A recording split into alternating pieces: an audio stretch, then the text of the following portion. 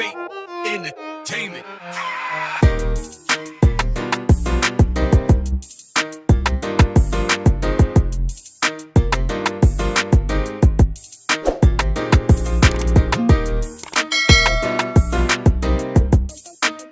Okay guys, welcome back again to my channel. Ito may full wave tayo na isang TMX 155. Okay, kaliskis. Ito guys. No. Ang ganda no? Yan no. Stock. Okay, full wave ko to with power upline. Yan na. So guys, kinalas ko na yung kanyang tangke. Yan, open na. Tapos yung magneto.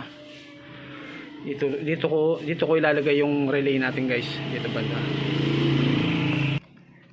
Okay guys. Yung stator niya tatanggalin natin para ma-rewind natin yan guys. Okay guys, yung pag full wave natin dito, napakadali lang guys.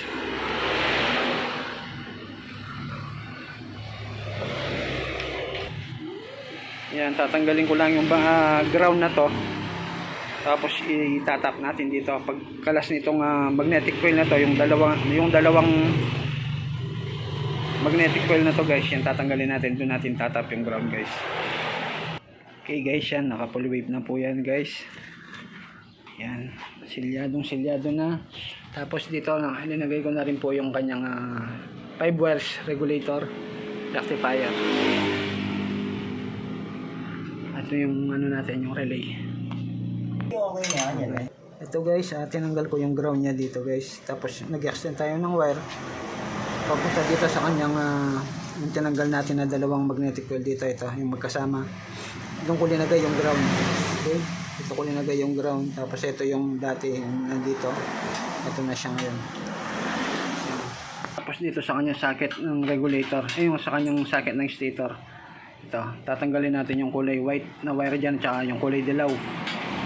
Ito, dito siya magtatap. Ito, diretso na yan sa ating regulator 5 wires. Okay guys, ito yung wiring natin guys. Kailangan iilaw yung test light natin. Ayun o. Ito yung nanggaling sa ating stator. Hindi iilaw yan dito guys. Kailangan kapag naka body ground, kailangan hindi iilaw yan. Ayan o. Okay, iilaw lang siya kapag yung isang ilagay natin dito. Tapos sige pa boss, kick mo niya mo kanya banda.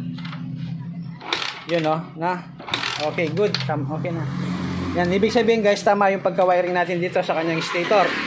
Okay, yung ito inalis ko na lang yung dalawang wire na to, yung nanggaling sa stator dito yan sa socket. Tinanggal ko na lang. Bali dito siya magtatap dito sa kanyang 5 wires regulator. Ito siya, no. Ito yung kulay puti at kulay dilaw. Kahit magkabaligtaran yan dito, okay lang yan guys. Walang problema yan, no? Okay. Tapos sasabihin ko sa inyo paano ko ginawa yung power upline natin dito guys. Okay guys, ito. Yung dalawang wire nito, ito yung nanggaling sa ating stator na tinanggal natin dito sa kanyang socket ng stator. Ito. Okay, tatakbo yan. Ito siya. Yung kulay, ito sila, no? Yung kulay dilaw tsaka kulay white guys, no? Yan. Pagkatapos yung kulay green ng regulator, kulay green ng dating socket ng regulator, pinagsama ko yan pati na rin yung number 85 ng relay. Ito yung kulay green, no? Sama-sama na sila dito. Tapos nag-extend tayo ng isang wire patakbo dito sa kanyang negative ng battery. Okay, tapos na tayo doon.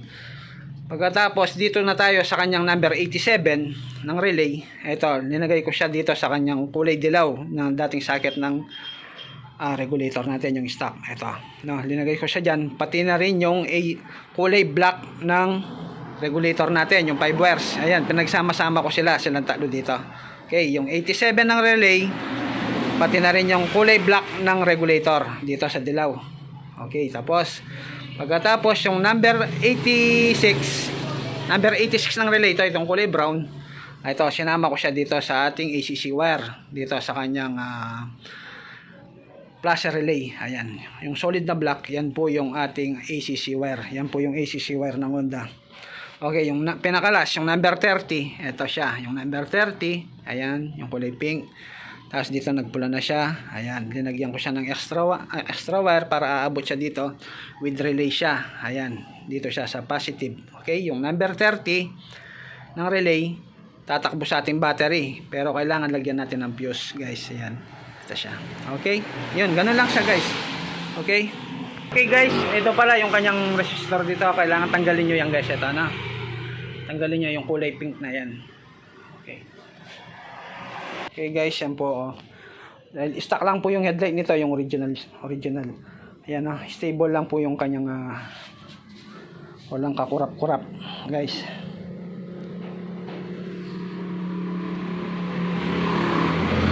Ayan, kahit naka-flasher ka na, walang kurap. Okay.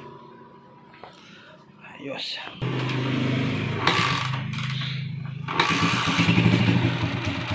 Gas mo, boss.